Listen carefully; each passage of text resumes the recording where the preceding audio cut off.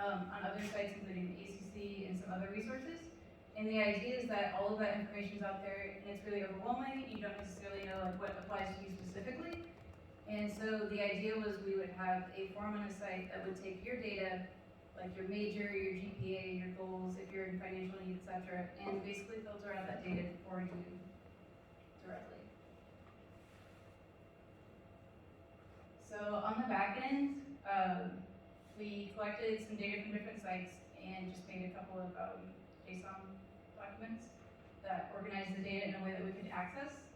So it's kind of like it simulates it from fetching it from like an external API, but we couldn't find like a resource that already had all the information we wanted, so we kind of just collected it ourselves and put it into a JSON file. So to work with the data, the user basically fills out a form, and the form will submit a request that is run from the Express server we made. That action runs a method that processes the user data and will render the result for the user. So the views we ended up rendering with EJS was the solution we made, and it's rendered from Express, and the response comes out as EJS. And it's styled with Bootstrap, but mostly just handwritten CSS. So we also had like a little bit of extra time, so we also collected a different page on the site that has some other external learning resources that will help a student learn things on their own, or also provide them other financial resources that might apply to them. And so some goals, if we had more time, so kind of like stretch goals we would like to do is we'd like to modify the architecture to have more of like an MVC architecture, so it would be more scalable in the long run. Because right now we basically just have the views and the other components, like accessing the data and controlling it, are kind of like all in one place. So to make it more scalable and workable, it would be better to have it in MVC architecture. We would like to upload the JSON data into a Mongo database. Include a lot more data because we couldn't put in as much data as we want, because it was kind of just like what we could collect. And to make it where someone could also have an option to add a resource themselves if they thought that was helpful. And I think that's it. So I guess we'll just demonstrate the site.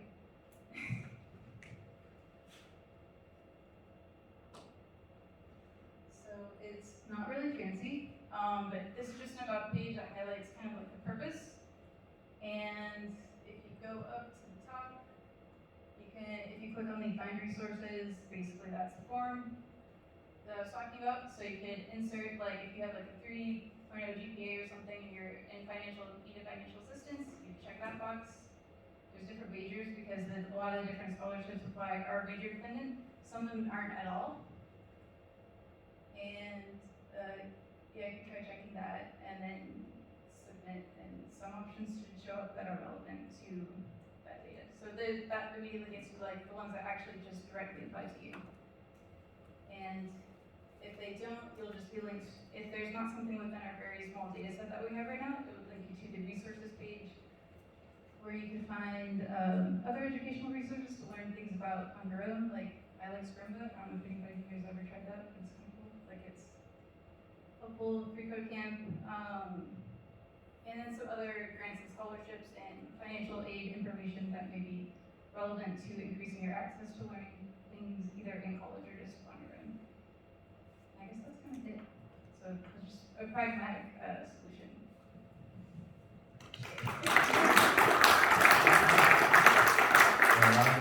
So I want to pass it on to any judges who have questions, so y'all can answer them. Good job, team, for your presentation. And my question was about the website interface. Would that be also rendered on mobile, or is it just on a standard browser?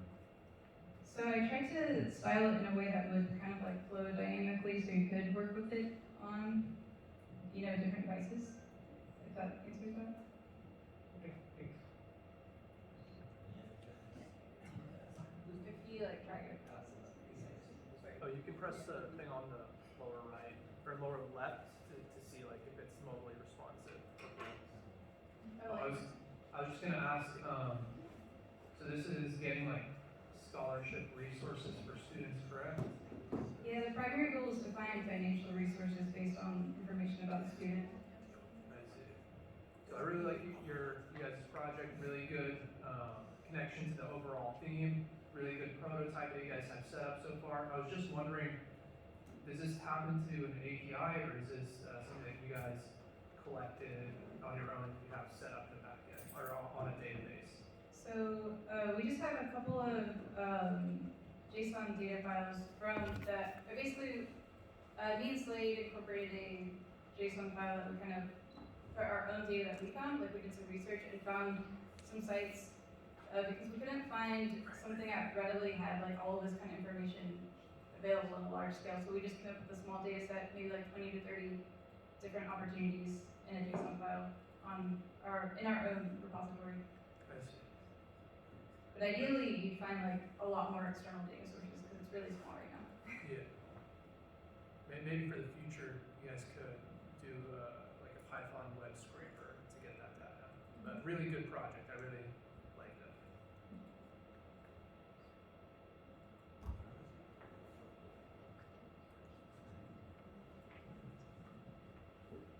You might have kind of mentioned this. I'm just curious, what was your biggest challenge when you were either coming up with the idea or developing your product?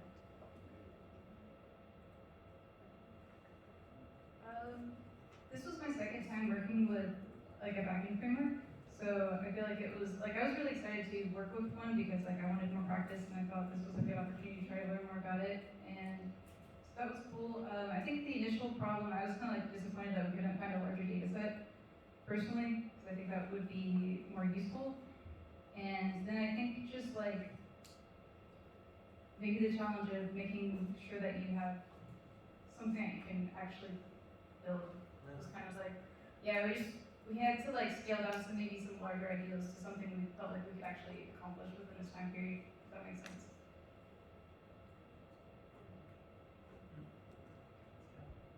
Any other judges have questions? Online judges, feel free to unmute as well. But if not, then yeah, great job, team.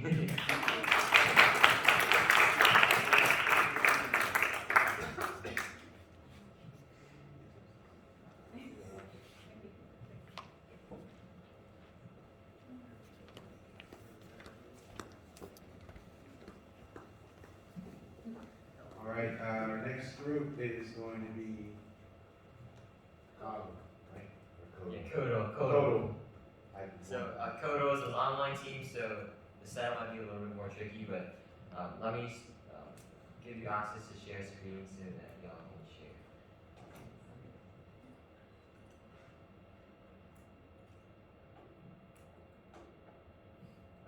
Could the person who's going to share from Kodo please unmute? Yeah, I'm here.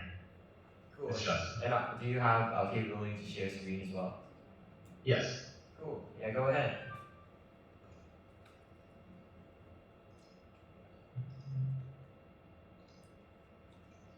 Cool. Can you see this? Yeah, we can.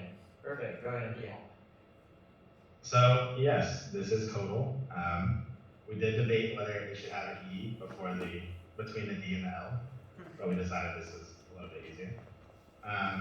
So our main inspiration was that we wanted to have something fun, and like we kind of wanted to like stretch the theme a little bit because it was like about access to education, but we really wanted to like have some way to like basically make education fun. And so like there's a lot of resources out there about like coding and like learning how to code and stuff like that, but there's nothing like in little bite-sized pieces to like just get you. It's like a miniature like leak code that you can do like every day. And obviously our main inspiration was Wordle, video Wordle. So ideally the project would be that you would have somewhat of a we basically, I'll just play the game. So we're prompted with our first question.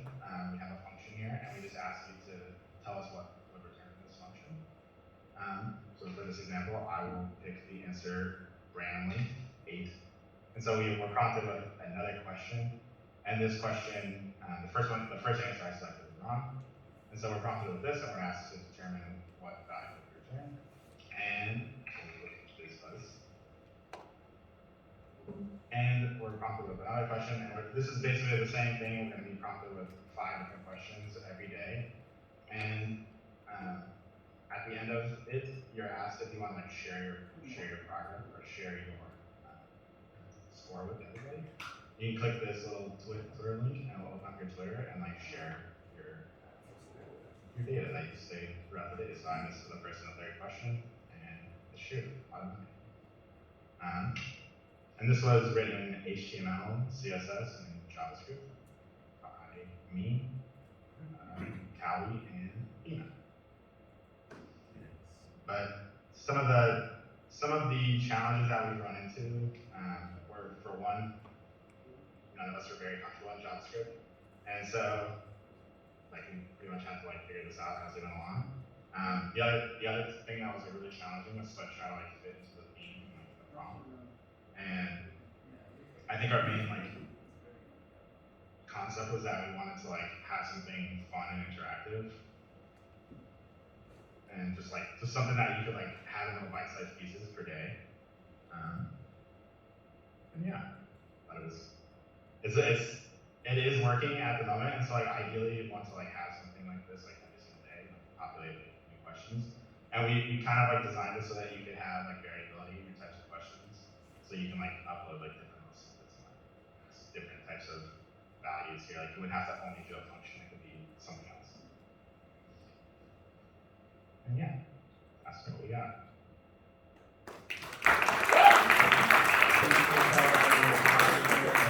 We're passing on to judging questions.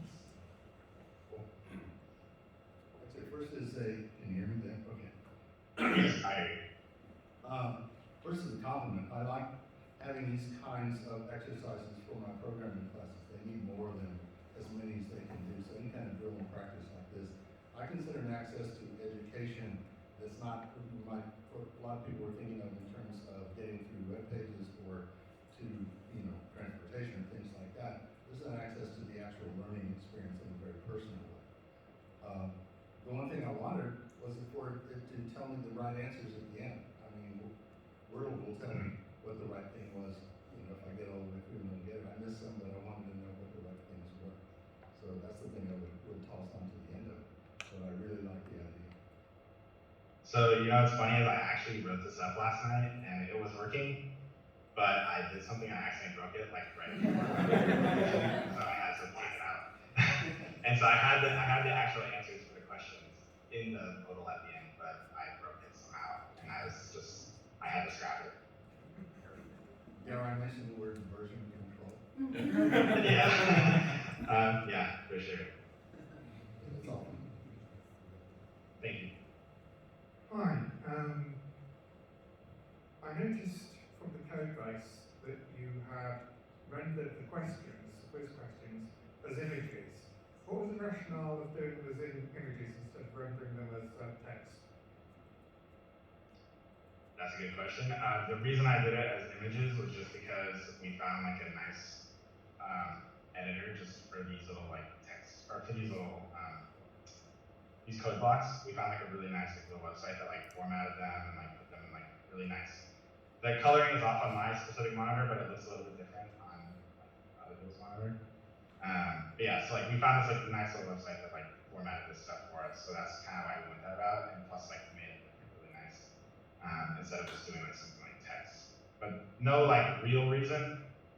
It is interesting because like we wanted to like at first when we designed it, we wanted to have like maybe like a blank spot in like this where this variable num is, and say like, hey, what's missing here? That's like would make this function work properly, or something like that.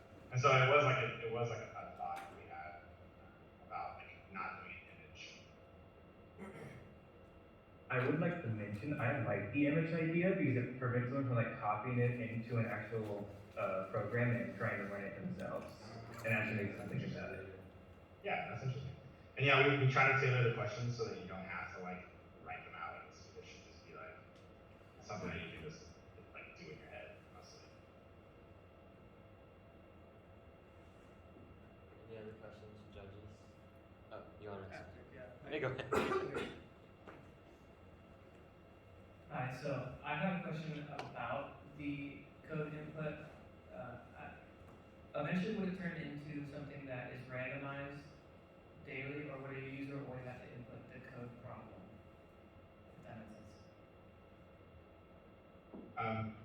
saying the question would be prompted differently, or are you saying like the answers? Yeah, because much like Wordle chooses a random word, and that's 5 letters long. For this, you would have to have somebody either choose what the code is going to be, or would it eventually become self-automated? It could be, but we'd have to design like all these like questions beforehand. There is like a question of like the concern of like how to scale it, but for now like it would be sort of difficult just because we have to like think of all these like coding questions, which may not be a problem. But yeah, like it is basically on the back end, it's just a list of images, and I just match the input based on like that index of the image. Okay. So it is possible, but it would just have to be like you'd have to manually do that. Yeah. It'd be tedious. Yeah. All right.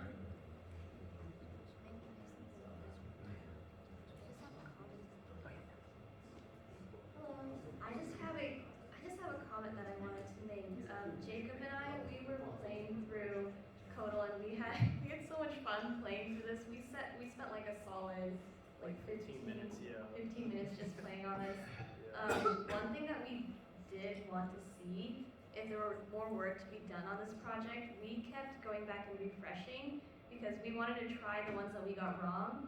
So maybe giving the user a chance to be able to actually work through what they got wrong and try and train the answer again instead of moving on to the next problem. Because I got one of them wrong and I was curious. I was like, what did I do? I want to go back and actually retry and get it right. Okay, that's an interesting idea. I just want to take a guess, but was it that multiply Python like 2 functions? Oh, yes. That one is so incredibly tricky, and I was like, even when I like wrote it out, I was like expecting a different answer, and I got another answer, and I was like, wow. Oh, wow. That did not make sense. Okay, so yeah, okay, that's an interesting idea. Cool. All right. Well, thanks, Kodo.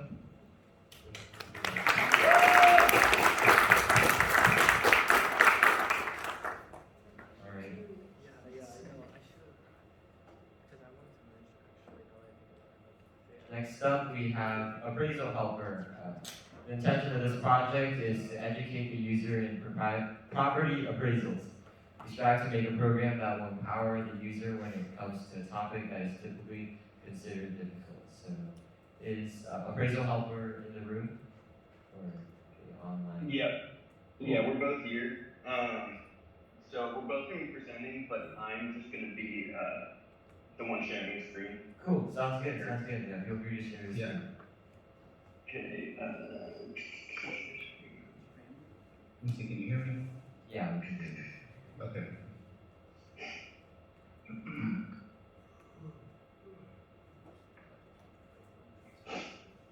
First, I'd like to say hello, my name is Alfonso, and my partner Eric and I make up the Blue Squad.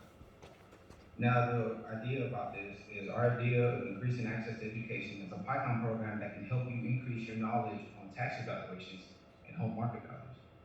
As we all know, the market values have significantly increased here in the Austin area. Like many of us who own homes, I too received a property value assessment last month and was profoundly shocked at what the county appraised my property at, because I know my assessment directly correlates with the amount of taxes I have to pay at the end of the year. And now, what if I told you that we have a program that can help you significantly lower your taxes at the end of the year, and it'll be less expensive to what a property tax will charge you? For instance, their fees are probably 40 to 60% of taxes you save by using their service. Well, we have a program that can do just that. Our program is designed to empower the user by taking the current file given by the appraisal district, go through all the county-based data, so you don't have to. Our program educates the user in a topic that is typically considered a difficult topic, but it doesn't have to be difficult. This program will help remove a lot of red tape and will help lower your taxes significantly, as you can do it all from the comfort of your home. I mean, who really doesn't like to save money, right? Now, what is up on the screen is Travis County appraisal evidence that was sent to me, and as you guys can see, it's a 13-page document, and it's a long, complicated file that gives you no direct correlation. It doesn't tell you how they got the numbers. It doesn't tell you exactly how they did it. So with this program would actually run through it and using these values in this list that is currently on the screen right now, and it will help you argue, or it will help you protest your taxes with the appraisal office, as what Eric will demonstrate right now. Yeah, so we wrote this, we used multiple, as you can see here, libraries and modules to get this to work. And so I'm gonna go ahead and hit run. And so it goes through and it's kind of slow right now. We have not had a chance to like optimize it. So it's gonna run through and ask you to upload the PDF. And then it will go in and go and find the address on the form. And it'll ask you if the square footage on that form is correct, which is 2,505. And then if it's correct, you would just hit yes. And then now it's gonna run through and it goes data and it pulls out that table, and then it creates a CSV file that's gonna pop up over here in a second. And then we use that to run through and basically pull out only that last table we got, the big one with all the houses. And then it goes through and calculates the 4 that are within a range of about 100 or minus 50 plus 50 square foot of that on there. And it finds the 4 closest to that. And then it calculates the median down here. And then it just gives you, like this is the median home value calculated based on your input. In the future, we would like to be able to, for one, optimize it, figure out where it's slowing down so much, like it clearly is in the middle there. And then also potentially being able to add more data as far as like telling people their tax liability and information like that on how to contest their property tax. And then Alfonso?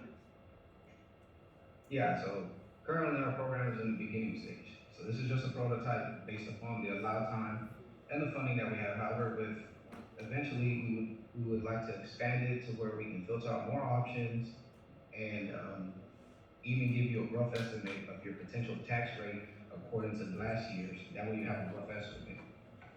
And it would, in the long run, it would help a majority of people, especially here in Travis County, because we're having such high value rates that are going up, and this will help you argue with the appraisal district, and you're using their information against them, and they don't have a choice but to accept it. And this concludes our presentation.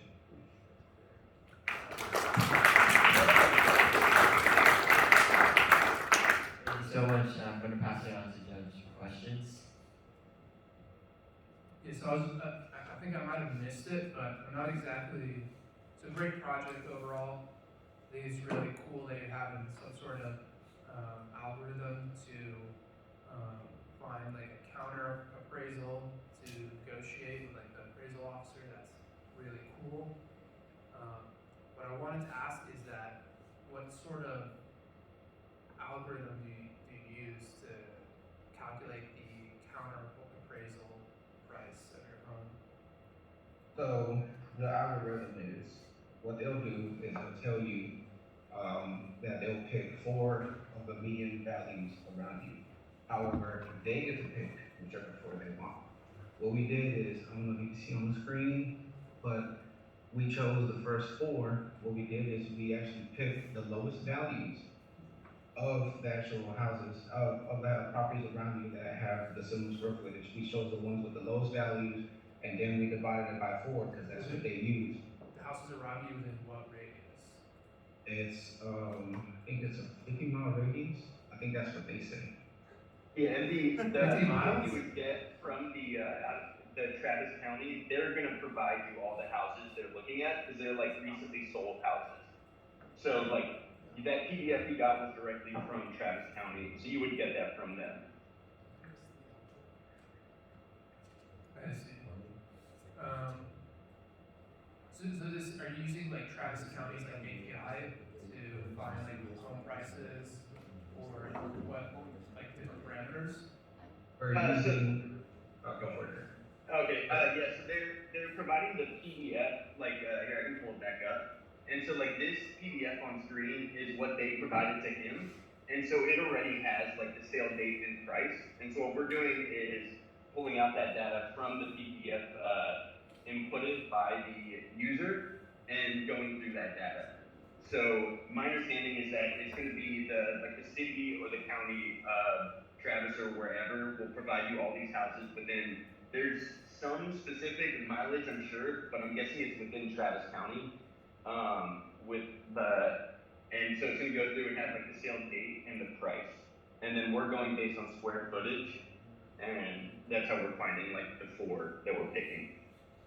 I see. So, what do you use to scan through the PDF?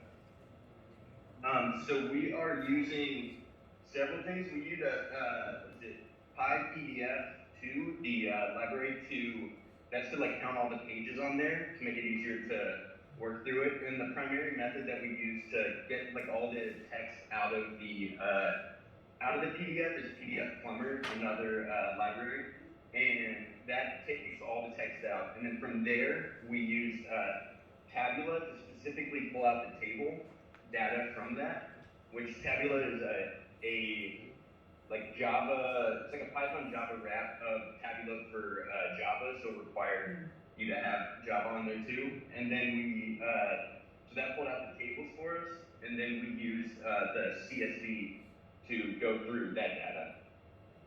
I see.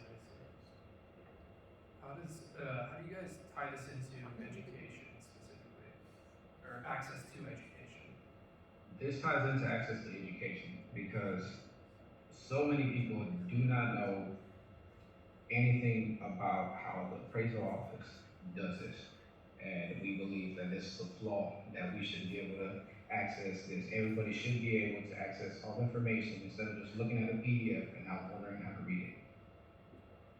Also, it ties into like finances because I realize Alfonso is kind of the rare case of a college student with a home, but like parents for sure, like you could end up paying a ton of taxes, and that could definitely take away from parents being able to help their children get into college, especially people who are already working on a very small amount of money.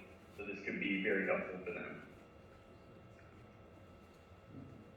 Okay, I may have either missed what I was supposed to be seeing, or you mentioned, okay, are you putting together a CSV file from the PDF file? Is that what I understand correctly? And then you are reading in and you're getting the, and so you're presenting rather than, okay, so then you're presenting to the user whether or not they're looking at correct information. Is that right? And then there's some results of it. Okay, the thing you said a second ago that caught me in terms of the application of education is you said they need to be able to do this without knowing how to do it or how they do it. And it would seem to me that's the educational aspect we want, is to tell them to make the people know what the tax department is doing, not how to get around them without knowing what they're doing. Am I making sense with that? Yeah, that definitely makes sense. So I would suggest there would be more explanatory information than just here you go, you can get them with this stuff. But basically, some larger piece of information they can carry into that file. Yes, if you go up to the appraisal officer and say, here's my computer program, give me a lower tax rate. I don't think that works. Yeah. Right. Yeah, and definitely, if we had more time, we were planning to make an actual like UI with more information in there than just like the basic text, and so that's definitely something we would like to add. That's definitely a great idea. Right now, with this code, we just wanted to make sure it would execute and it would throw you an output of the number. Yes, I agree. Having more text on it was the general idea, but we didn't have enough time to actually complete it and polish it up as much as we would like. Well, sure, it's just the one that, I'll add the one comment. I used to work in community development. We've killed for an application like that. Well, thank you. Yeah, because another note I want to add, when I was speaking to actual appraisal, the appraisal would go through the 86 list on page 9 and 10 of that PDF, and they would manually pick it out. This program itself does that for you. Interesting. Yeah, did you have anything else you wanted to mention? Cool. All right. Well, yeah, that's. Oh, sorry. Okay. Oh well, that's an appraisal helper.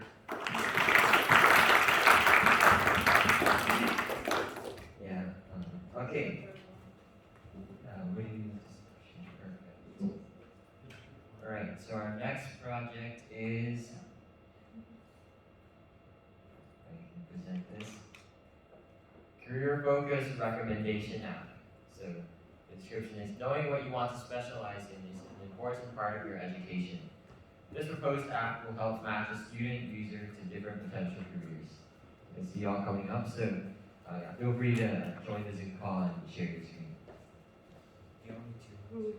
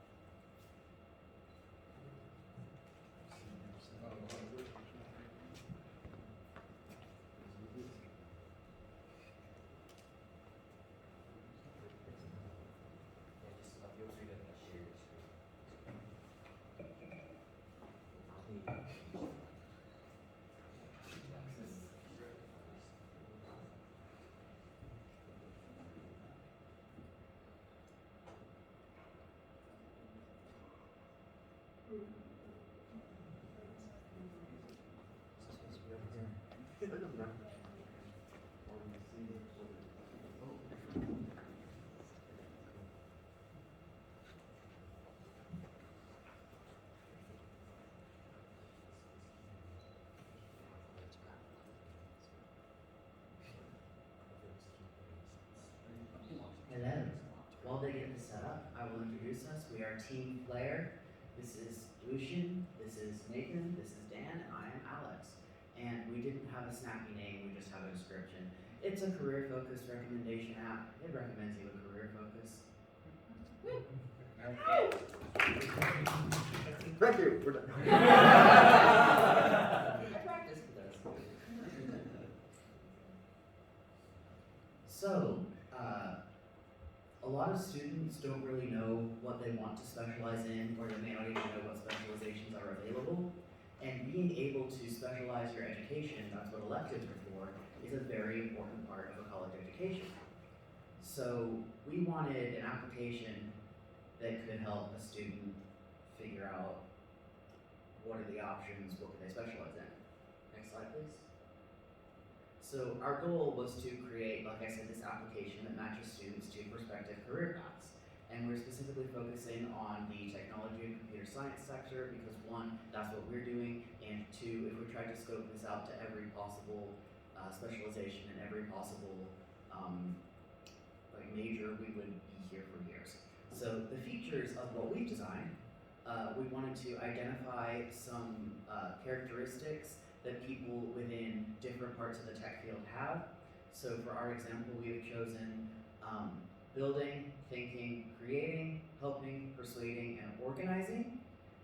And then in a final product, we would have a machine learning based predictive matching, matching the characteristics of a user to the average characteristics of a person actually working in that field.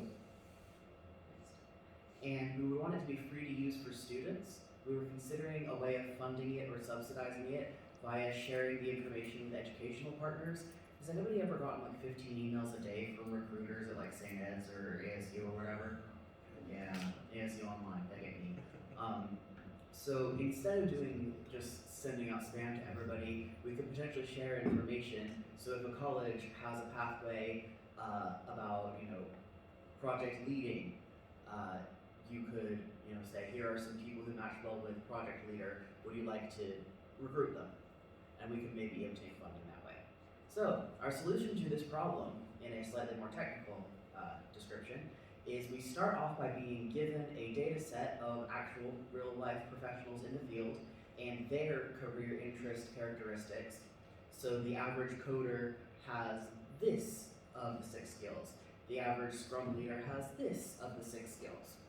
What we wrote is a matching algorithm to match a user's 6 skills to the closest matching average for each of the jobs and to display which ones they match the best. So the output would be optimally matched specializations based on what this user they would be taking the same characteristics assessment that we would be using for people out in the field. Of course, we didn't actually have time to gather all of this data personally, so we kind of just ballparked it. But what we would do is we would have career professionals taking this test, getting metrics, and then we would be applying it to users. All right, so the matching algorithm, that's the bit that I had to work on personally, so I know things about this. So our mock implementation, the one that you actually looked at, judges, is a statistical methodology based on the idea of number of standard deviations from the mean. In a future real-life implementation, it would much more likely be done with machine learning. Next. So both of them start with a population and existing data. Like I said, the average coder looks like this in those 6 scores. Next. So in the mock implementation, the mean and the standard deviation and something called z-scores are calculated. So the mean and standard deviation of a population are just measures of what's the most average person and how far away do you usually, like, give or take how many. Then in the machine learning methodology, you would be training your ML program on these numbers. You would be letting it get a feel for what kind of person goes to what kind of job. Then in both of them, a new user would open the app, they would take the assessment, they would say, here are my results. And then, in my implementation, we're calling it an error function, but it could also just be called a matching function. Essentially, it is a way of displaying how close your score falls to the mean score of a person in a job. And we did this for all scores, for all jobs, and we came up with how close you are to the average person who actually does this job. So in a machine learning implementation, you would use your model that you had trained it on. It would be able to predict, possibly more accurately than what I had come up with, it would be able to predict how much of a fit for a certain job you are. All right, I'll pass it to Nathan. So for the purposes of our mock implementation, we have a function map. So yeah, you can't really see that. From the start of the application, you would see a title screen, and then the application would show you several different queries for questions that would be input into a trait finder algorithm that would determine the numerical values for each trait. So then those career interest traits would be compared with the empirical data collected from actual workers in the force. Then that is compared using our matching algorithm, and that algorithm generates the career matching list, and that resulting list is output to the user. For a prospective future implementation, we would add additional features such as a sign-in and account creation, as long as using a machine learning model trained with the tech worker data set. And then also, once the career match data is generated, we would report that to educational partners to be able to subsidize some of the costs to keep our program free and accessible to users.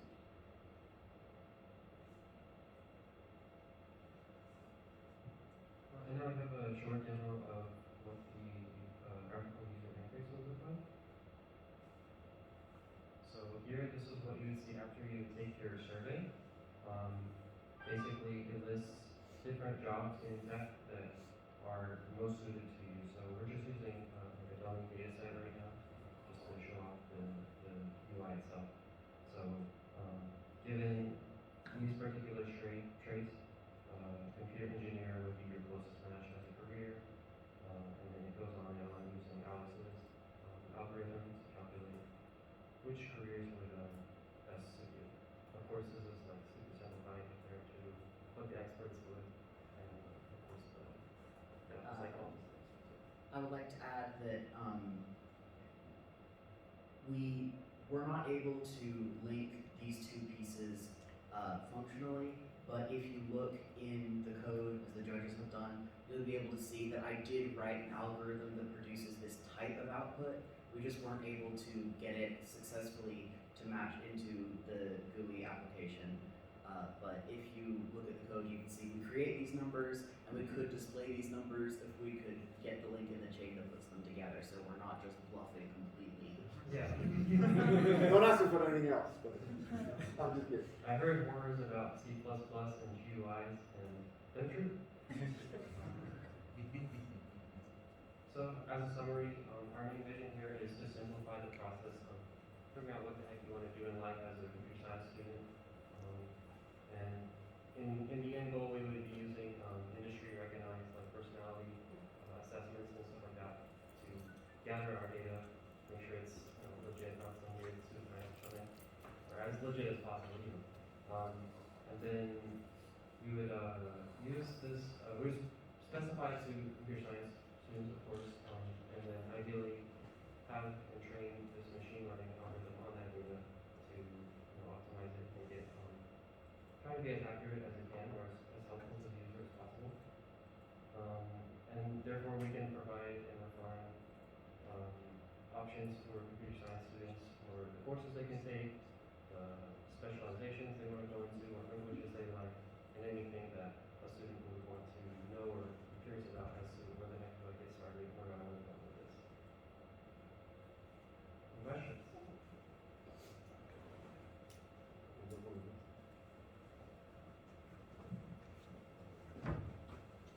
We appreciate y'all's presentation. How do I get the ASU emails to stop? I believe there is a block function in your program of choice. Thanks guys, good job with your presentation and your project. I have I guess an open-ended question, might not be pertaining to your implementation, has to do with the data acquisition. Do you guys know how there are like data sets that you can harvest? Or there was this idea about 5-6 years ago that some people illegally harvested Facebook profiles. So are there like legit psychometric data acquisition processes in place that somebody wants to do for legitimate purposes, academic purposes? That's a good question, sir. The extent to which we were able to research this, we went to several different career and personality assessment sites, and we took their quizzes and we validated whether or not the source of those quizzes and those questions and the resulting traits were matched up with stuff like the references you saw in the presentation, or Myers-Briggs, or any of the other industry recognizable standards for characteristic traits. To answer your specific question about where we would get the data, once you were ready to scale this up, you would need to generate that on your own. I hate to think that we, if we were the ones that were doing it, would do it in a sketchy fashion, but these institutions already have large data sets that create personality traits matched to jobs. So hopefully we'll be able to go through the process with experts in these methodologies to create those data sets to benefit the student population we're hoping to advantage students. Did that answer your question? I have a quick question. So Dan mentioned researching similar sites for your project. Compared to those sites, what would you say that your project does uniquely or differently than those sites? What does it really improve on? So the sites Dan mentioned, those are sites that only offer a personality type assessment. We extend the personality type, or it's more than just personality, but that's a word we recognize.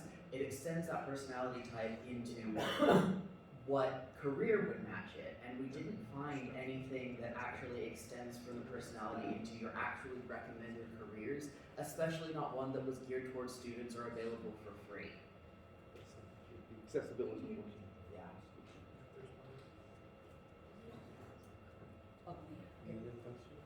I took a similar, to add on to that question, I took a similar test at the end of high school. It was like, oh, figure out what you want to do, like take a career test. And it just told me to be a computer scientist, or like that was almost the extent of what it told me to do, right? So our project does specifically focus on trying to narrow that down, because there's a lot in this field to see. Like, you can dedicate your whole life to one tiny thing, and you'll be great at it. There's just so many things to career providers. So I noticed that you're matching based on traits that these employees are exhibiting, but is there going to be a functionality that matches with job satisfaction? Because you could match with all of the traits of the DBA, but if all of them are miserable, you're going to be miserable too. Good point. We did not actually specifically think about that. I suppose we can add it to the list of, in a final implementation, we would try to account for job satisfaction. So thank you, you've made our project better. Any other questions? I have one question. So say someone takes this test and then they get like a 1 on computer scientist, like wouldn't that deter them from like pursuing that career? So you don't score a 1 on computer scientist, you score a 1 on, can you go back to that slide? You'd score a 1 on something like, here, on something like creating. So maybe you're not like the creative artsy type, maybe you're the logical type.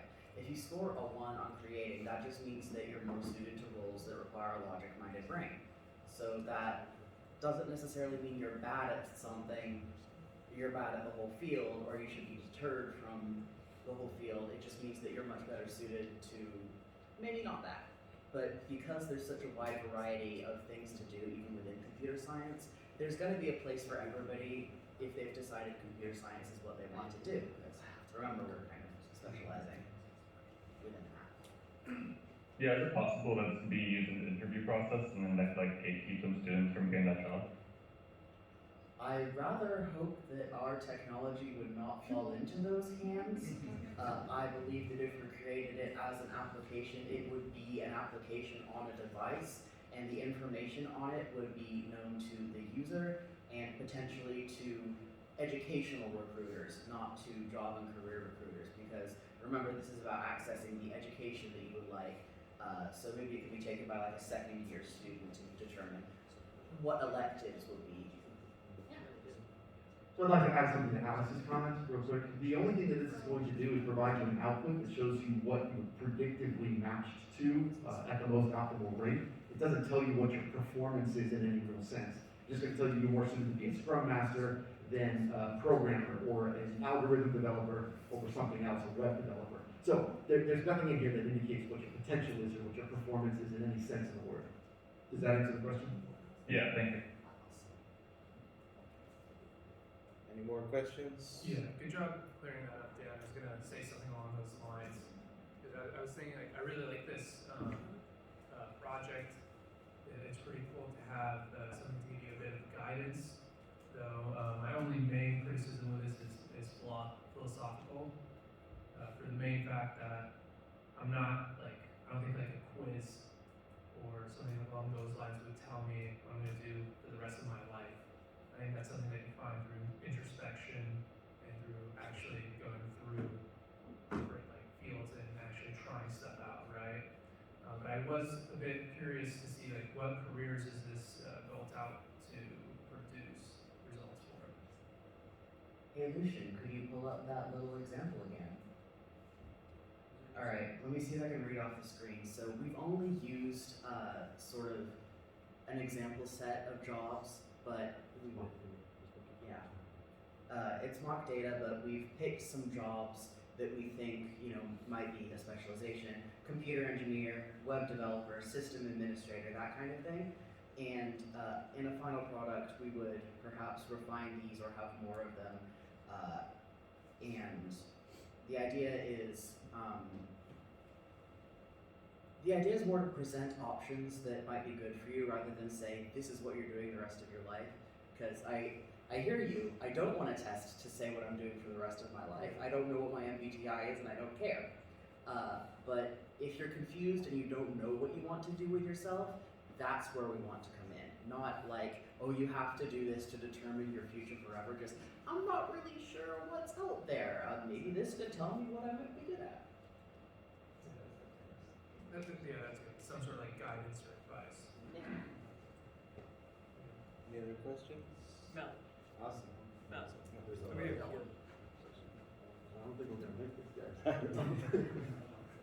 We're living. You're being This hardball. is like almost entirely a proof of concept. Like, we're not pretending at all. That's why we're using mock data, because both from the input and output side of things, we're not the experts here at all. All we do is write code, right? So we're not trying to like tell you what to do for the rest of your life. But yeah, this is almost entirely a proof of concept. Go ahead. So one thing I noticed is, I know that this is only based on one specific thing, because you specifically talked about being swamped if you tried doing data from multiple different sources. But would data that presenting all that data to somebody would also swamp them. So if you say you do put in all the data for multiple career paths of not just computer science, but maybe you jump into mathematics and engineering and space development. So I think, maybe it was Nathan that talked about this earlier, but the key here is that it is scalable. What we decided to do in this context is to keep it focused on CS, and the goal was to be able to present niche opportunities that people may not know exist, so we don't exclude potential career paths. But to answer your question, you could theoretically scale this out, because if you are using a machine learning algorithm, the overhead necessary to implement any number of different careers in any number of subject matters or subject fields would be relatively easy as long as your expert inputs weren't swamped, as you put it. So I think you could scale this, but our focus for the purpose of this presentation was CS. I don't know if that answered your question or not. It sort of does. My other part would be how would you prevent the user from becoming overwhelmed by information like just the information coming at them as you scale it up? I think that's subject to user feedback. Right now, we've just kind of given every matching basis here, but you could restrict it to a top 3 or a top 5. We'll give them the options to look across a vast number of fields. It's up to the user to basically use this either with a counselor or with their own time. All right, thank you. Yeah. Great job. Okay, yeah.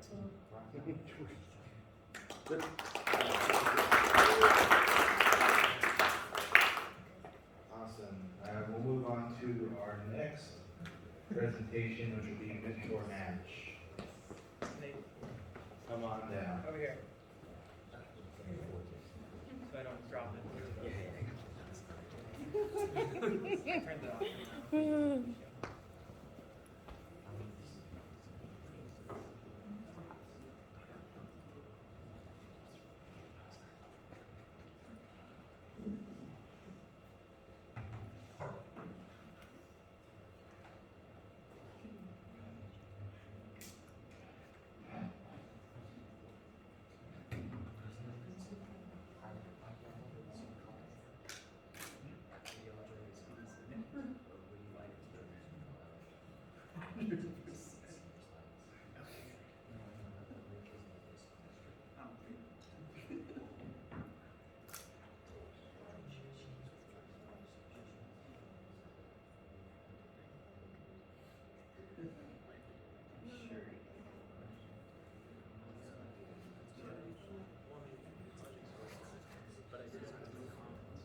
Just as we keep going, just make sure that you join the Zoom meeting. We'll have to connect through your laptop so that the virtual attendees can see your presentation.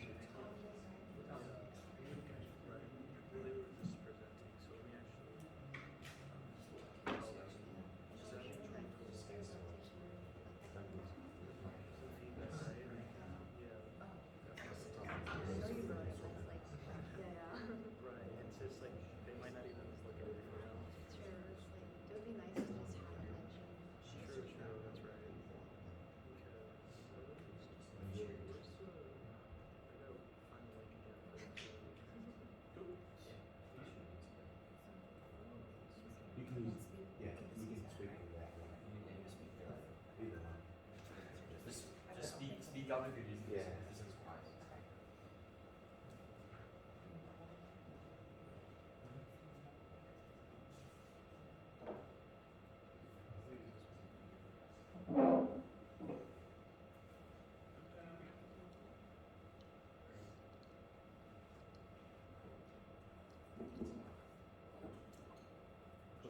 Alright. Who here has had a mentor in their life, whether as a child or as an adult?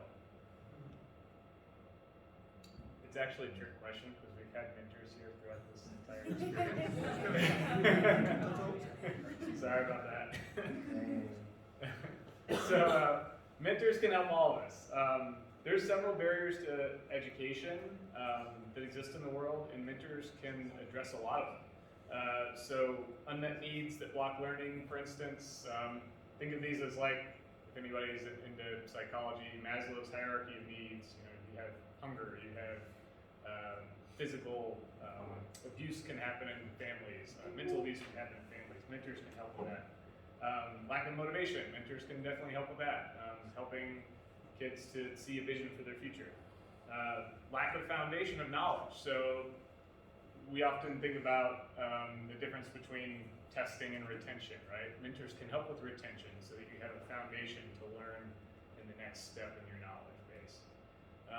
And then lastly, lack of quality instruction to support learning. Mentors can obviously reinforce the things that educators teach kids to kind of create a backstop for them to avoid slipping through the cracks, essentially. According to beamentor.org, it's one of the largest mentor organizations, at least in Los Angeles. People with mentors tend to be more likely to enroll in college, over 50% more. They're more likely to volunteer and more likely not to use drugs. And nearly all of them, this is interesting, have avoided gangs, stayed in school, and did not become a teen parent. So mentors can have a huge impact on people's lives. But how do we connect people with mentors? It'd be interesting if we had like a website or some type of, I don't know, database to identify some mentors for people. What do you think? Yeah, so here we have our solution to the problem. We have created Mentor Match.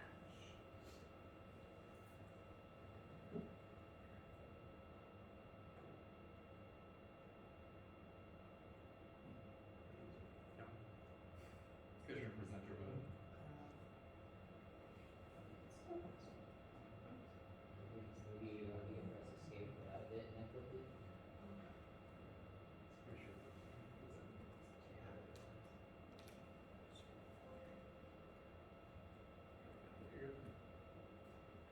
Maybe you can press escape, get out of it, and then flip it. Thank you. Here is our Mentor Match website that we have created. So this will For our website, the most important part of our device is going to be community. Every single car that's out there has its own configuration and is going to require a very specific setup. And in order to combat the need to have someone constantly going out and searching out these cars and figuring out exactly the setup, what we can do is we can start by initializing common cars. So we can figure out what are cars that are most likely being driven today. And we can figure out exactly how to interface with that vehicle and go forward releasing the product. The community is really what's going to bring it further and push it further, because I don't know if you know this, but car enthusiasts are like ridiculously passionate. If you're interested in seeing more, Open Pilot is what I'm basing the community involvement on. They turn your car into an autonomous vehicle and you install it yourself. It's pretty cool, but the people are crazy, in a good way. So these people coming together for the purpose of enhancing and building on what exists is going to help push this further. But that's not enough, because you can be a gearhead and not know code. You can know code, not be a gearhead. What we want to do is we want to make sure that these people are able to bring those two skills together, or even introduce those skills to somebody that has never had any interest in either. So our website is going to offer the ability to not only purchase a kit, which does help support the website, but it's going to offer forums, and we will consider exactly how those are implemented. Currently, the vision is the early 2000s message board system. And here is an example of how you could purchase. We don't have an actual price. This is all just put something on the website. And that can come with everything that you need. So then if we go to the forums, can we go to the forums? Cool. All right, so you can see here there would be messages and topics, and you could reply to them.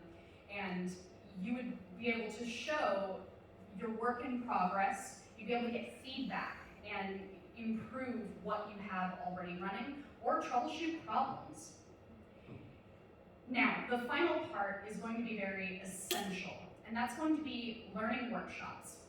So the learning workshops are going to provide in-depth topics about the subjects that we need to know. So Python in 4 hours. These are just examples of videos that we pulled off of YouTube. But the real idea that I want to have is somebody, professors or educators, somebody that knows what they're doing and can provide feedback, have an interactive course with communication.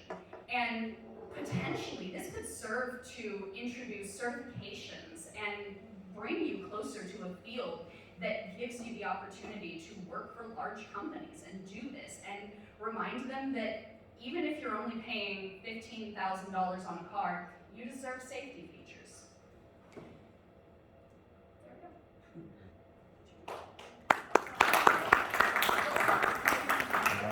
And we do need to optimize for mobile.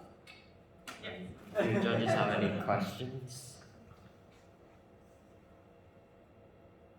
Alright, I had a question actually. I guess how does this relate to the topic of increasing access to education? So, I have an idea on that, actually. yes.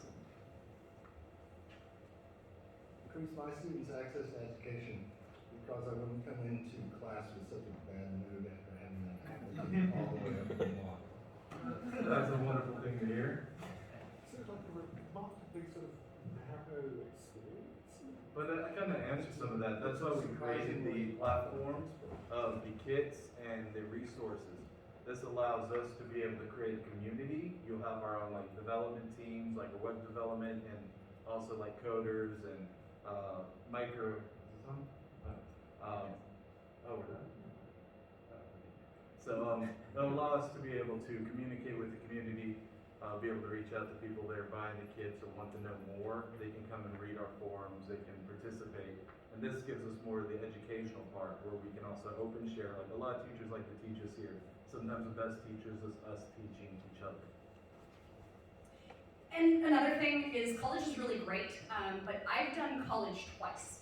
The first time I had no idea what I was doing and had no concept of what college could be. And as you can imagine, I dropped out and never looked back until last year.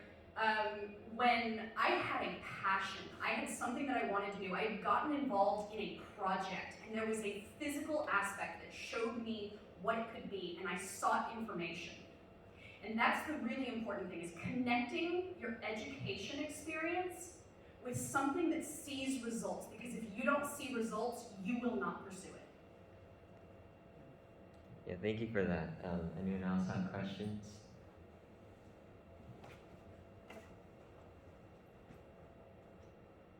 Great job, by the way. It's really impressive with this project, especially because one of the things, I'm an electrical major from undergrad.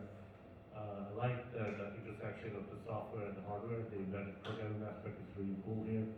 I didn't get the piece about how the program will gauge the speed. Was there a sensor involved that is giving the input back? Yes, that's basically what we're doing. The real original way we'd go is we'd have to have a different type of sensor to directly connect into the motor, or I'd have to give a little more workaround time to maybe take the existing energy coming off of it, but we'd also have to put excess pressure on a very small gizmo. So we basically showed an potential of that by adding the, did you say that? Potentiometer. Sorry, I can't say. Potentiometer. So the potentiometer takes a hot wire and a neutral wire. So I'm running a 5-volt hot plug through it and then just grounding it to a ground. And by doing this, we take a control wire, and that control wire is controlled by us adjusting it through the different stages of changing the ohm resistance, and that's going into an input pin on the AO part of the pico. It's one of the accepting wires. So it's accepting the data, and we're basically measuring the voltage with that, because that pin can measure what we can get in, up to 3.3 volts. So we're throwing a lot more at it than it handles, but it does well. And looking forward into production, so this was a turning knob that we were able to use. Looking forward into production, that data is going to come directly from the motor, and the drag that is present when your windshield wipers are scraping is going to cause the motor to have more resistance, more strain on it. And we will use a device that will be able to measure that resistance, and it will serve as the turning dial. Okay, so the potentiometer is basically is a decoy for acting as a variable resistor to mimic the resistance. Okay. Correct. Yeah, that's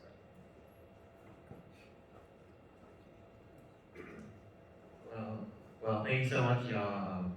Yeah, great job on the project. We had fun. That was the goal.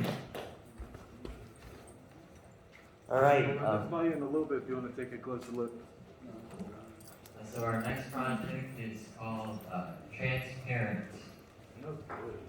And in case you don't show any of the finalists. Yeah, Transparent was created to clearly and concisely communicate to students the best personal paths to future financial success. So, yeah.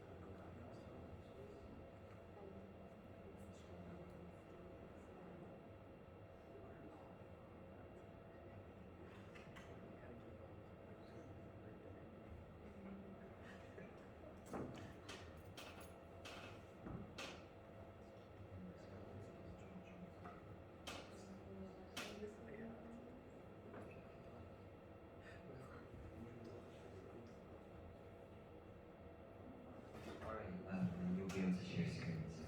Yeah.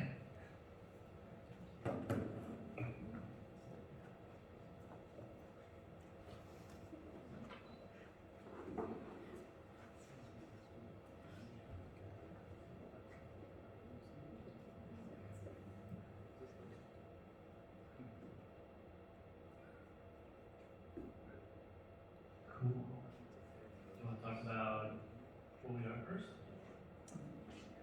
All right, so we are Transparent Student Finance. I guess our team name is actually Chappy, if you've seen us in the Discord. Thank you.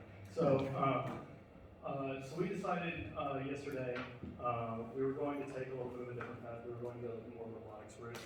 And then, of course, the prompt of increasing access to education came up, and so we thought, okay, well, what's different that we need? There are a lot of applications for I guess that have to do with self-discovery as far as what career you want to go into, what college you want to go to based on, you know, what's going to be your 4-year college experience. But there aren't a lot of applications that address what I think are one of the most important aspects that you need to consider when considering university, which is actually finance. What are the long-term benefits or possibly ramifications of taking out debt to finance your university degree? And as many applications as I think there are for helping students think about what their best options are, there aren't a lot that consider a wide range of fiscal factors in their life, considering let's see, maybe the loan amount and the interest rate, but also their family income, the amount of savings they have, FAFSA scholarships, as well as their monthly living expenses, things like that. And then eventually we'll get more factors in. So this is Transparent. I want to actually start with why we made it. So college tuition since 1978 has inflated about 1,272%, which is the highest of any inflation rate in a basket of goods that economists have measured in that time period. This is about 2 times faster than the rate of medical care inflation, which obviously gets a lot of attention, and about 11 times faster than the rate of a brand new car. And because of this, the United States currently holds about $1.75 trillion in student debt in the aggregate. And what I suspect is the main culprit of this is the fact that financial literacy among the younger generations is at an all-time low.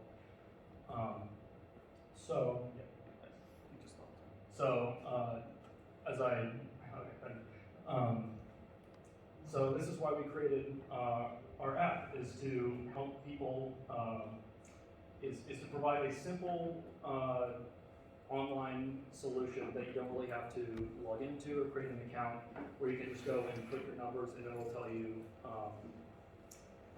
just where your financial standpoint is for a particular university. So the university charges $27,000 a semester versus $50,000.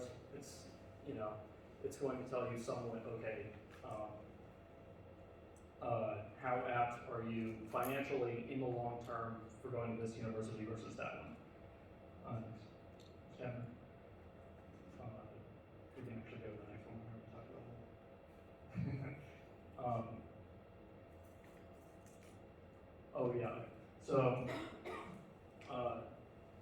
after the beta is released, we're going to begin to build a little bit more in-depth functionality to analyze and compare risk of specific schools. So we're going to stratify based on the school and actually provide a metric, much like a credit score, but on a 1 to 10 scale based on how risk averse you are in your financial situation for going to school A versus going to school B. Next slide.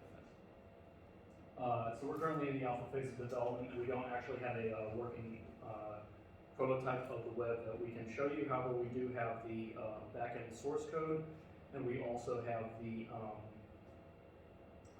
front-end website template that we can show you, and we'll show you those in a little bit. To develop, you can stay on this one for just a minute. So on the back end, we use Python as opposed to.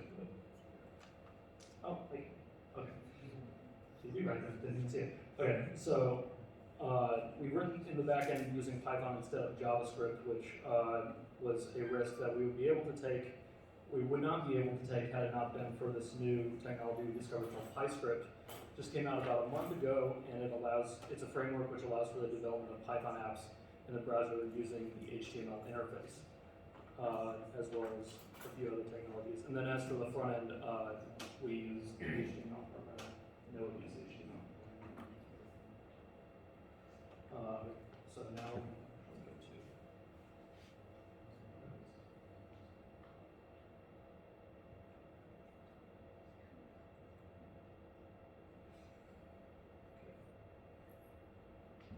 I'm going to hand this off to Noah, the man who designed our website real quick and run through. Sure. What's going on? Hey, we're almost done. Okay? Hey, second to last. We're almost done with this marathon of presentations. But hey, we're transparent. I know when I was an aspiring young lad coming out of high school, I had no idea what the financial ramifications are regarding college at all. Like, nobody told me what it was about. Nobody told me about loans. Nobody told me about, hey, maybe you should just take the loans out and just go for it anyway. So ideally, we just consolidate everything from out-of-state community college and in-state tuitions. You know, you put all your information in the calculator at the end, and boom, it gives you a list of like, hey, you can afford this just out of pocket, and you're totally fine. You can afford this with loans if you want to go to more of an accredited school that you're accepted to. You know, because of course, certain degrees carry more weight. It is what it is. But I basically built this with a recommendation and input from El Presidente, Nate, and Rudy. Shout out Rudy, he's the man. But yeah, you can go ahead and scroll down.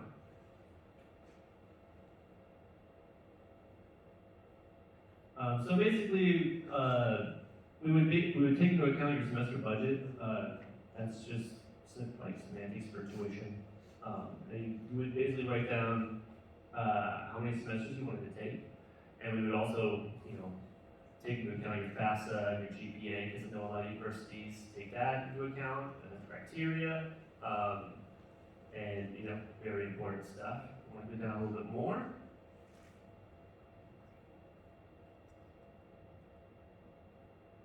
these are just mock numbers. I mean, obviously we don't have 500 find searches yet, you know. We're pretty ambitious, and honestly, this is kind of going to be a pet project for I think all three of us in the coming years. I mean, to make this kind of website project happen within 24 hours of a couple of beginners who have very little experience with JavaScript was a challenge indeed. But I went ahead and grabbed a few university pictures and put them all together, and you know, just a few examples. Obviously, you know, Texas Tech's got phenomenal engineering. A&M, I know a few of us are transferring there for like computer science. So in the future, we also want to calculate it in like, hey, are you going to transfer to a different university? What are the benefits to doing 2 years undergrad at a community college and then transferring over from 2 years to a different university, you know? But yeah, go ahead and go down before. Ideally, this is where we put our testimonials. I'm hoping to one day have a bunch of parents here and a bunch of students that have used our service. And of course, it's going to be free. I mean, one of the things that a lot of college, future college students want are free resources. I mean, if we're talking like, hey, it'll be $20, put it behind a paywall, no one's gonna use it. Like, I wouldn't. So, you know, we got Jenna and Matt and Sarah here just telling us how amazing we are, so that's fantastic. So we can go down a little more. And frequently asked questions are a few things that kind of popped into my head. Obviously, we went over a few of them already, like, hey, do you need loans? What do I want to transfer? One would be, I prefer to, talk to a school counselor. Do you have any like advice to help this process? I imagine we would probably get a few of those questions in the future. And ideally, we would set them up with a school counselor to properly answer those questions, because obviously we're not financial advisors. We want to be giving that advice out legal. So we would definitely have like a network of advisors for certain universities that they could reach out to. Go down a little bit. This is my favorite part. Go down a little more. Sorry to disrupt for a bit, but just wanted to say, could you possibly like cut some parts short, because we still have like one group presentation. Oh yeah, we're done. This is the end, and then he is going to go over the code. So actually, before I want to go over the code, I wanted to state another. Oh, sorry. My bad. Just real quick, we don't need to like an in-depth thing, because we just don't want like, we have another group still, and we need to like pack up everything as well. Yeah, so. yeah, okay. So I'll just give you guys a quick peek at the source code. That's what we got. Okay. And so far it looks something like this, although we're going to later integrate it into the website. And that is our project.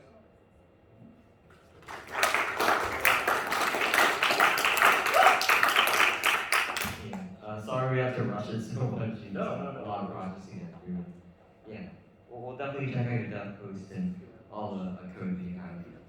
But yeah, any other questions from anyone? KCC closes at 6. Okay, so we definitely need to get through to the last project. Sorry, y'all.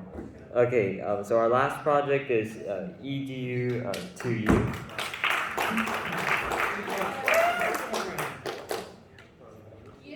Best for last, right? Hopefully. Something like that. We got it.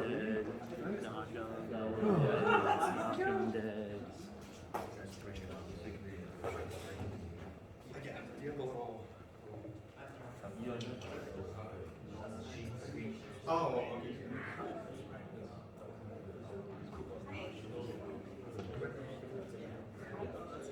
Yeah, this will be our last project, and then we'll release so well, we take like 5 minutes to evaluate, and then we're ready to go. Give us something we're having technical difficulties.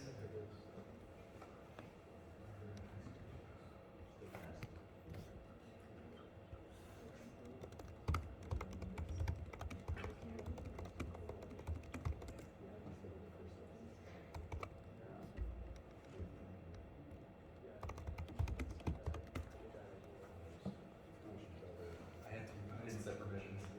you should set permissions before you try opening these things.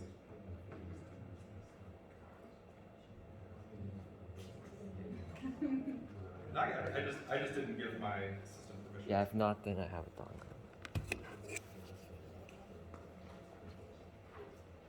We got it. Like I said, that's my fault for giving permissions.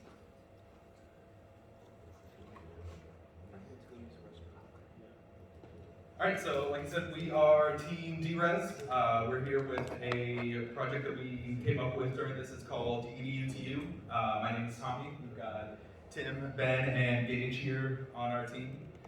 So basically what our project is we came up with an idea to basically create a web-based app that would let students and volunteers connect who either don't have access to things or have extra resources with them. Because if there's anything that the past couple of years has taught us is that we don't all have the same access to everything. And that doesn't just mean things like internet and technology. It can mean anything from vehicles to school supplies to a number of different things.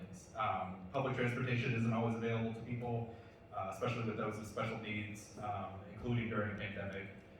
So this would allow those with resources like vans, cars, laptops, even things like hotspots to connect with people who may not have access to these resources. It could be anything from age, financial situations, disabilities, and like I said, access to IT. As you know, here in Texas, we might have a lot of stuff around here in Austin, but as soon as you get even 30 miles outside the city, it can get rough as far as things like internet and access to technology, even as far as like a local library is concerned. So this would be a way for students and volunteers to sign up and just kind of meet each other and share resources. So what you would do is initially come in to the sign-in page like you would see on any other social media app. You could sign up and we would give you a username and password. Depending on what you were signing up for, you would get different options between a student and a volunteer. Students would obviously list what needs they had and what kind of help that they were looking for. Volunteers could list anything from skills and qualifications to jobs that they may have had and different resources that they have available to them. So when you sign up, you would have that option here. We just have a quick mock-up right now for some of these pages. So you would sign up and you would create either a student or teacher profile or a volunteer profile and enter in things like your zip codes so you can find range. Once you do that, then you would select either students or volunteers depending on your difficulties or specialties that you have. These checkboxes would create tags on people's sites, like this is the student site we have here. You would see it would create tags here that you could have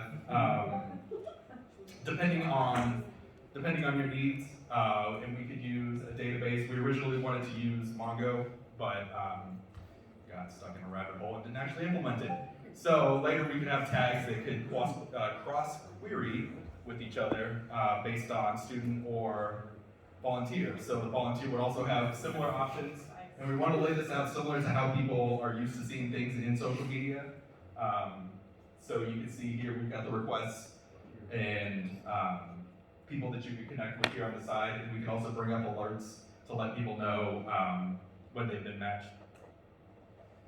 Other features that we would want to include in here, obviously we want some sort of admin profile for ourselves.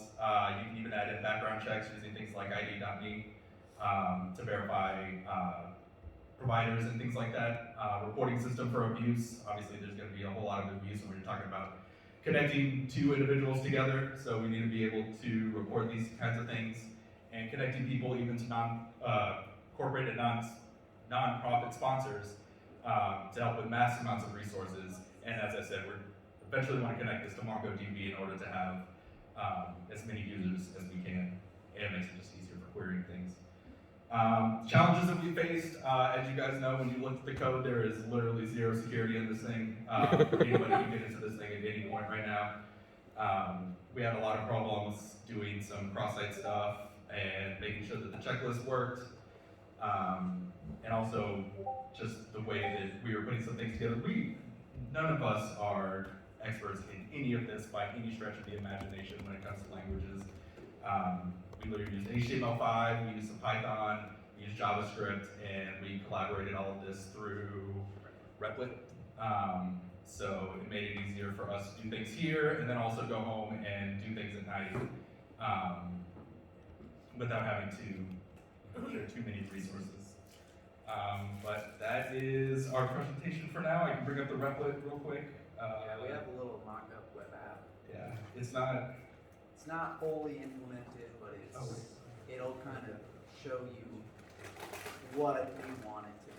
So so as I said, this is our original launch sign-in page. You'll be able to put in usernames and passwords, and then it'll eventually take you to a sign-up page here where you can put in all of the information like we showed there.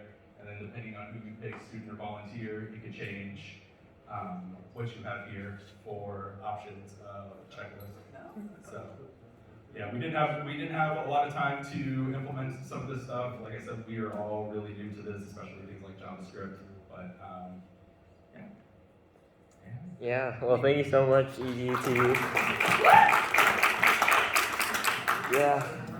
Do we have time for one quick question from a judge? But that's it. Okay. I just have a comment. What I liked about this was rather than having all of this being services included the users some of the access to the education. It wasn't just the actors doing it, and whoever was using it was a part of that. I like that. yeah, because I think somebody brought up with when you were talking about remoting into the accelerator, so many people, like not even just ACC, but like even myself, I've got an extra computer sitting, a laptop sitting around the house that's not doing anything. You know, I've got a car, Chromebooks. I've got a car that can hold 4 people. If I'm coming up to ACC, somebody can't use public transportation today, well, you can just jump in with me. We can go up to the school together. So it's just a way to connect communities together, especially in this time when haven't had a lot of communities. So. I just want to add one more thing.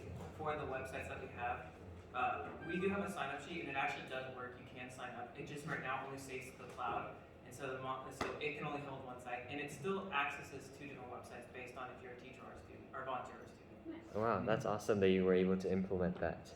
Yeah, we actually used Python Flask, which I have almost zero experience with, and it was all learning through documentation and YouTube. Awesome. Well, thank you again, EDU to you. Doing our final topic for today.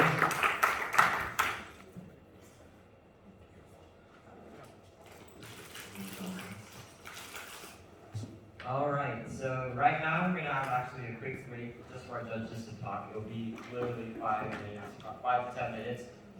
But just grab a quick snack and then come back in. Also, the first 8 people to fill out our feedback form will get a free power bank. So scan this and fill out the form. Stop so you can, make sure you still put kind of items. Alright, so we're going to start out small here. Our first raffle winner.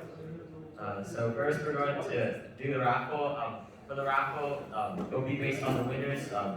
The first winner of the raffle will be able to select from an Echo Dot 4th generation, a mini video projector, or a Black Shark RGB mechanical keyboard. So thanks y'all for participating in all the workshops and everything else, making this event a great one. So I'm going to somehow exit out of this page and make sure I can show you here.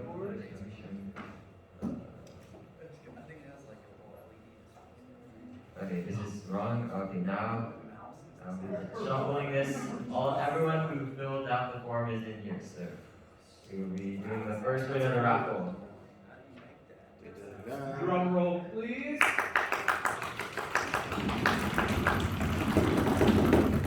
And it looks like me.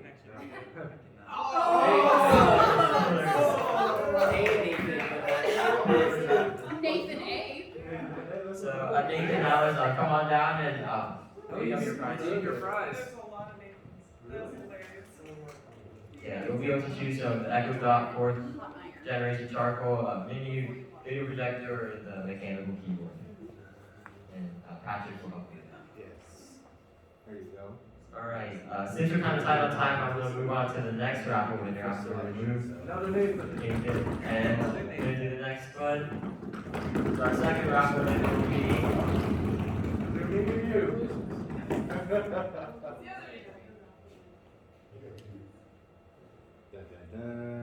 Jason Redding. I think Jason's an online attendee, so we'll be Shipping that to Jason. yeah, we'll be shipping that out to you, Jason. All right, and for our final, What does he win? What does he win? Does he get to well, choose? so the third place winner will be able to pick first.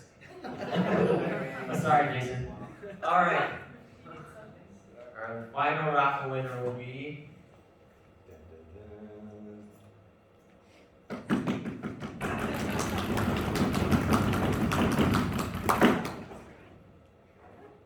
Lillian Kimmel. And I believe, is Lillian in the room? So, I think Lillian might also be online then.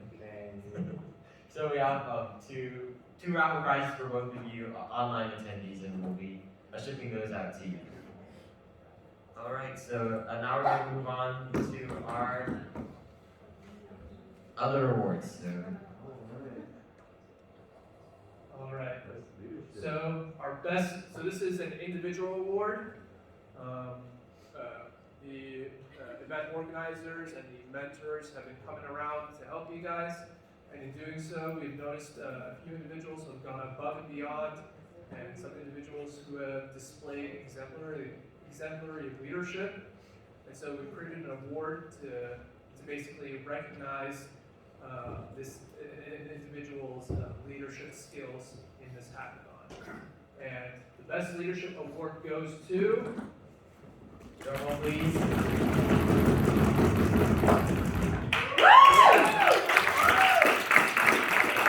Thank you, $50 card, so come down and grab it.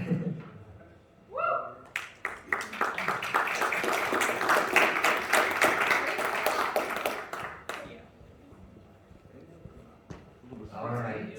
There you go, sir. Very good. Thank you. I was thinking nice. All right, and we also have an honorable mention for another individual who has been hustling throughout this hackathon, who's also displayed exemplary, I guess, like honor, and has been working really hard.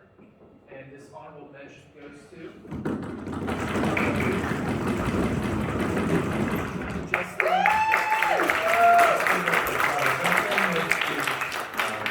I believe the creator, a part of the team that made the Wordle clone. Let me see, what was it called again? Wordle. Yeah. Wordle Club. Wordle Club.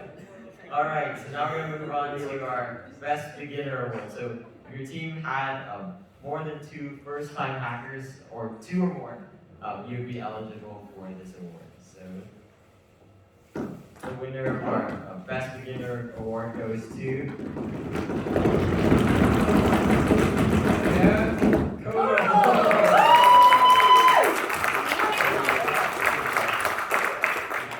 we'll be shipping out.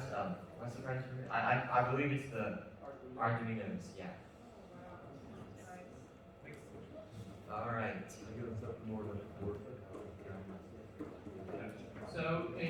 So now for the grand prize awards. Starting from the bottom, we have the 3rd place award, and this is a team-wide award. So all of your team members will be given this award and be recognized with this. And for this award, we have the Razer mice, right? So we're going to be giving you. Each member gets a Razer Ballistic X Hyperspeed wireless mouse. And in 3rd place we have, drum roll.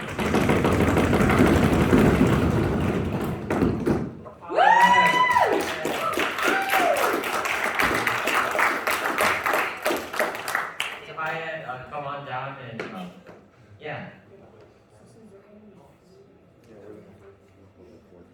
It's actually first. Oh. Yeah.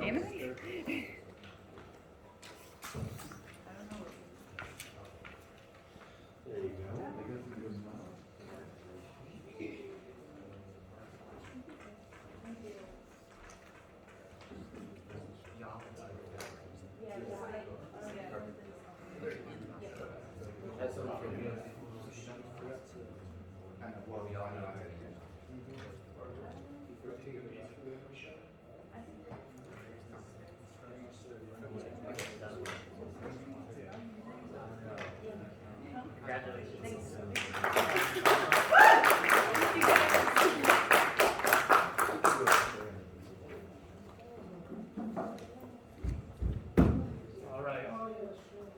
Next, for our second grand prize, second place, we have, drum roll please.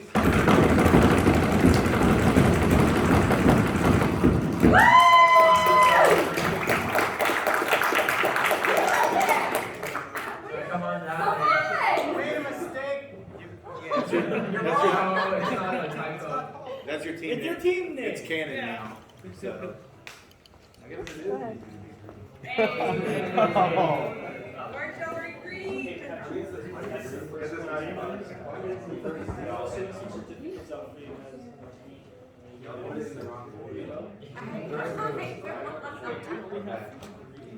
Okay.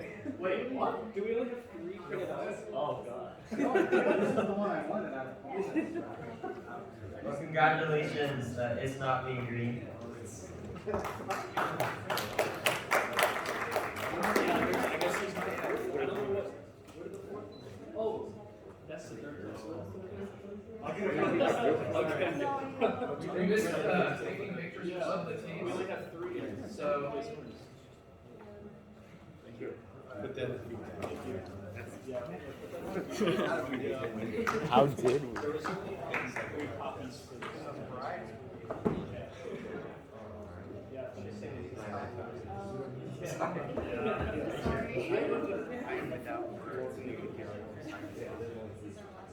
Oh, 3 certificates.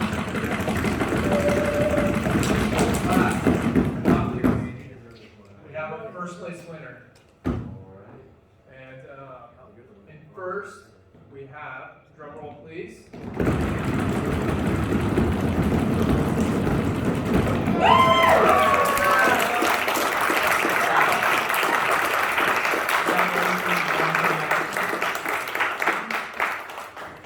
And just as a reminder, all of these were judged by our panel of judges, and we took into account all different criteria like the theme and the polish and design. So just because you didn't win an award doesn't mean that your project was bad at all. It just means that maybe it didn't.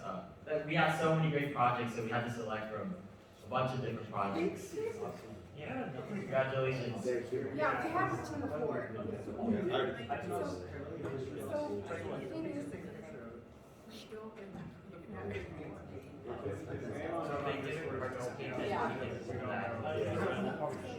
Alright, so for the fourth time, his name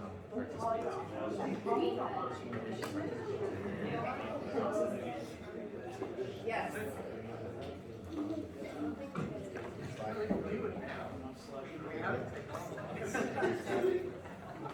Yeah, so once again, us as the Computer Science Club would like to thank all the sponsors and everyone, all of you who helped donate and make this event possible. This is our first ever hackathon, so we definitely made a lot of mistakes, as you can tell. But yeah, we're really thankful to Mr. Supani, who made a very generous donation to help us cover the cost of this hackathon, because it wouldn't have been possible without it. So yeah, thank you everyone for coming. We want to give a special thank you to all of our amazing organizers. Thank you for your hand to our organizer team. To our judges as well, and to our mentors who were here to help you all out for the entire hackathon. And before you all head out, can you all come down for a quick picture with everyone? If you would rather social distance, you can stay near the edges, but it would be great to have one final picture. And yeah, for the feedback challenge, that will also be doing. Also, You guys are right there with us, your best beginner, anything like that. We still have a certificate for you, so please make sure to come and get it.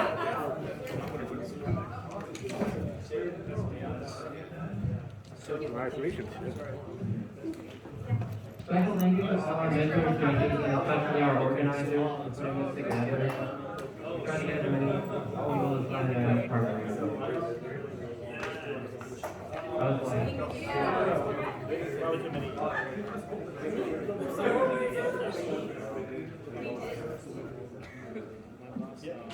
We all come from Alright, so let's all gather around for one picture. No, you don't have to all go to the right flag. Let's just all stay on the left side of the podium so we can kind of get all one shot. Oh, yeah. Are you the historian this, are you historian? No, I'm the regional vice president. No, I was honors in action.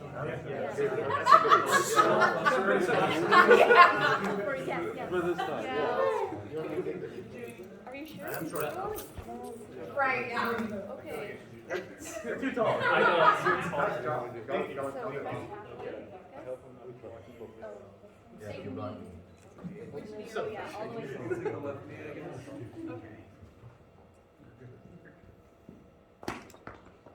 Okay, 3, 2, 1, smile. Cheese. Say RiverHacks. RiverHacks. I think there's a cake around the one, it's cake. From a different angle. Okay. With me out of frame. RiverHacks. All right, ready? All right, once again, thank you everyone for coming, and we'll be doing this next year again, so yeah, don't miss out. I just wanted to take a moment to dedicate a special shout out to the architect, our president, Nathan Liu, for this.